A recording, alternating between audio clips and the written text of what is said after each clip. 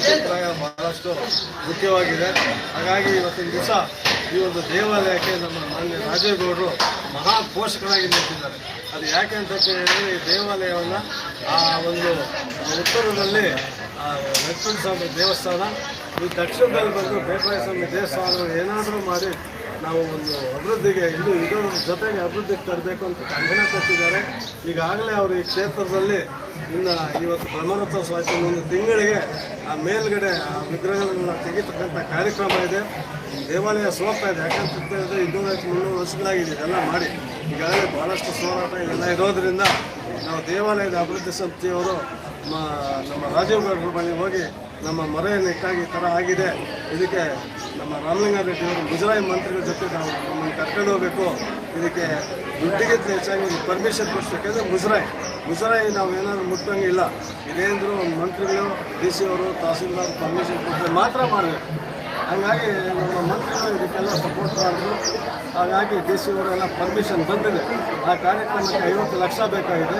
50 ಲಕ್ಷಕ್ಕೆ ಈಗಾಗಲೇ ಒಳ್ಳೆ ಮನಸ್ಸಿಂದ ನನ್ನೆಲ್ಲ ಕರ್ಕೊಂಡು ರಾಮಲಿಂಗಾರೆಡ್ಡಿಯವರ ಹತ್ರ ಒಂದೇ ಅಲ್ಲಿ ಸುಮಾರು ಒಂದು 100 ಜನ ಕಾದಿದ್ರು ವೇಟಿಂಗ್ ಲಿಸ್ಟ್.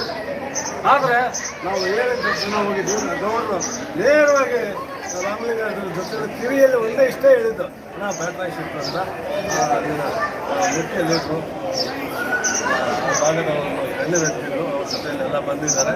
ಆ ದೇವಸ್ಥಾನ ಮುಜರಾಯಿ ಅದನ್ನು ಅಭಿವೃದ್ಧಿ ಮಾಡಬೇಕಾಗಿದೆ, ಏನೆಲ್ಲ ಇದಾಗಿದೆ. ಅದಕ್ಕೇನಾದರೂ ನೀವು ಒಂದು ಸ್ವಲ್ಪ ಅನುಮತಿಯನ್ನು ಕೊಡಬೇಕು, ಅನುದಾನವನ್ನು ಕೊಡಬೇಕು ಅಂತ ಕೇಳಿದ್ರು. ಏನಪ್ಪ ರಾಜೇಗೌಡ್ರೆ ನೀವೇ ಯಾಕೆ ಮಾಡ್ಬೋದಲ್ಲ, ಅದೇನು ದೊಡ್ಡದ ನಿಮಗೆ ಅಂತ ಹೇಳಿದ್ರು.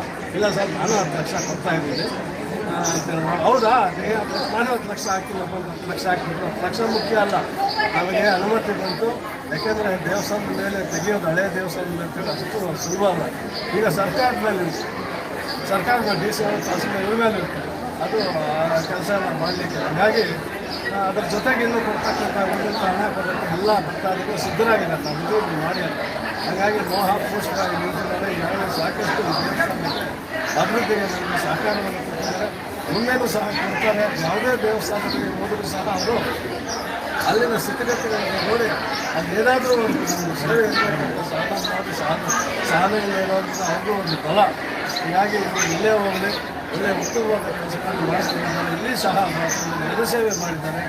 ಆರೋಗ್ಯ ಇದೆ ಅಂತಕ್ಕಂಥ ಆಂಬುಲೆನ್ಸ್ಗಳು ಕೊಟ್ಟಿದ್ದಾರೆ. ಅಷ್ಟಿಷ್ಟಲ್ಲ, ಹೀಗಾಗಿ ಇವತ್ತಿಲ್ಲಿ ಅನ್ನದಾನಕ್ಕೆ ಸಾಕಷ್ಟು ಅನ್ನ ಸಂತರ್ಪಣೆಗೆ ಸುಮಾರು 2,000 ಜನ ಅನ್ನ ಸಂತರ್ಪಣೆಗೆ ಅವ್ರ ಕೈ ತುಂಬ ಅವರ ಒಂದು ದೇಣಿಗೆಯನ್ನು ಕೊಟ್ಟಿದ್ದಾರೆ.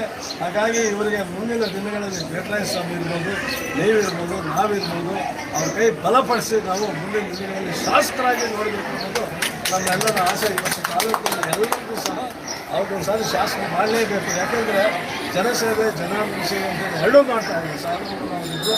ಹಾಗಾಗಿ ಎಲ್ಲರ ಆಸೆಯೂ ಎಲ್ಲ ಗ್ರಾಮಗಳಲ್ಲಿ ಕೆಲಸ ಆದಮೇಲೆ ಅಭಿಮಾನ ಆಸಕ್ತಿ, ಇಲ್ಲಾಂದರೆ ಇಷ್ಟು ಜನ ಬರೋಕ್ಕೆ ಇದಿಲ್ಲ, ಅವಕಾಶ ಇಲ್ಲ. ಹಾಗಾಗಿ ಅವ್ರಿಗೆ ದಿನದಲ್ಲಿ ನಿಮ್ಮ ಶಕ್ತಿ ಭಾಳ ದೊಡ್ಡ, ಸ್ವಾಮಿ ಆಶೀರ್ವಾದ ಇದ್ದೇನೆ ಅವ್ರ ಮೇಲೆ. ಮೊನ್ನೆ ಸಾಧನಮ್ಮ ದೇವಸ್ಥಾನದಲ್ಲಿ ಎಷ್ಟು ಕಾರ್ಯಕ್ರಮ ಮಾಡಿದ್ರು, ಸುಮಾರು 5,000 ಜನ ಭಕ್ತಾದಿಗಳು ಬಂದಿದ್ರು. ಈ ರೀತಿ ಮಾಡ್ಕೊಳ್ಳೋದ್ರಿಂದ ಆ ಮಹಾನುಭಾವರ ಶಕ್ತಿ ಅವರಿಗೆ ಬಹಳಷ್ಟು ಇದೆ. ಅದ್ರ ಜೊತೆಗೆ ನಾವು ಸಹ ಕೈ ಜೋಡಿಸಿದ್ರೆ ಈ ಬಾರಿ ಒಳ್ಳೆ ಸ್ಥಾನಕ್ಕೆ ಬರ್ತಾರೆ ಅಂತ ಹೇಳಿ ಬಯಸ್ತೀವಿ. ನಮ್ಮ ಮಾತನ್ನು ಮುಕ್ತಾಯ ಮಾಡ್ತೀವಿ.